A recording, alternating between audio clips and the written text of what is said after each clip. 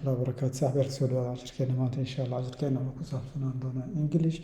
نيواديس رأي عصب أو إنجليش لغونا ترجمة يو أفكار الصومالية مرك إن شاء الله دقيسي هبون halkan waxaa inoogu qoran debt oo deyna halkan waxaa ku qoran deyn debt waa deyn decrease waa hoos u dhac deficit waa yaraan wax yaraaday biyo yaraaday lacag kugu yaraatay oo kale delivery gaarsiin ama qaybin waxa dad gaarsiisay ama aad qaybiso disadvantage khasaaro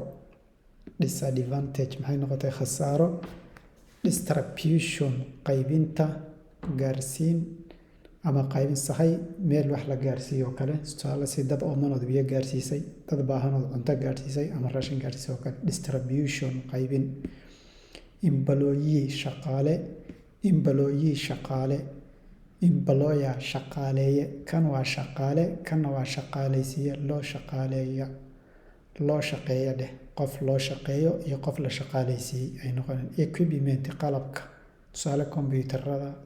alaabta lagu shaqeeyo ayay noqonaysaa equipment estimate qiyaasid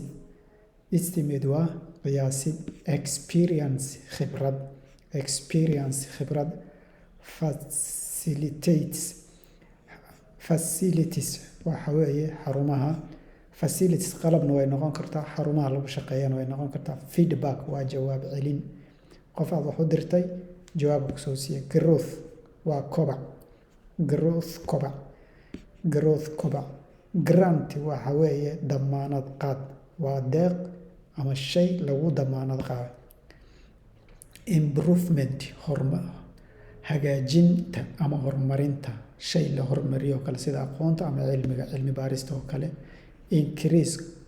kordhiyo ama kor u qaada wax kor loo qaado ama la kordhiyo ama kor loo qaado andayna kordhin ama kor u qaadid baan dhaynaa iyadana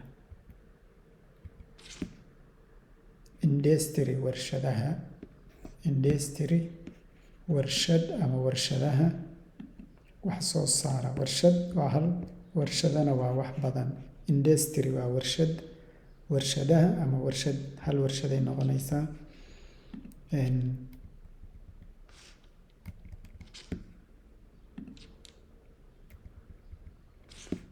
interest xiisay noqonaysaa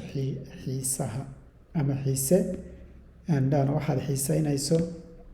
ayay noqonaysaa interest xiisay noqonaysaa industry waa warshad ayadana hal maraan ku celino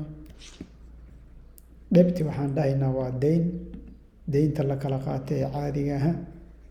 decrease waxaan dhahaynaa hoos u dhac deficit yaraan delivery waxaan dhahaynaa gaarsiin disadvantage khasaaro distribution waxaan dhahaynaa qaybinta wax la qaybiyey sida cuntada oo kale employee qof la shaqaaleysiiyey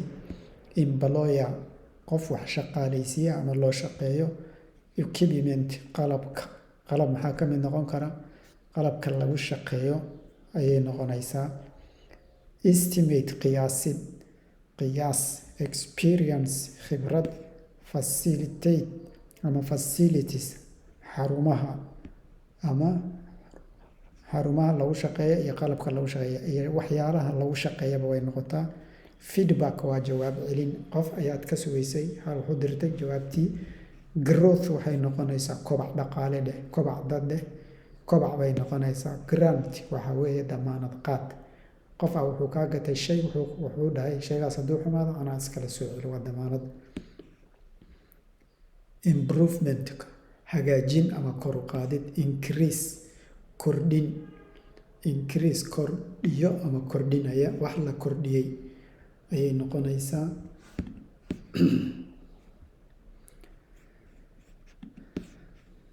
kordhinaan dhahaynaa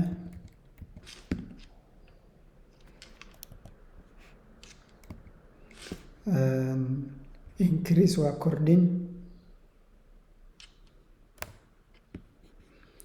industry waxa weeye waa warshad ama warshadaha interestina waxay noqonaysaa maxaan ku yidhaahdaa interestina waa xiisayn waxaad jeceshahay ood xiisayso intaasaan ku daynaa. Asalaamu calaykum waraxmatullahi wabarakaatu.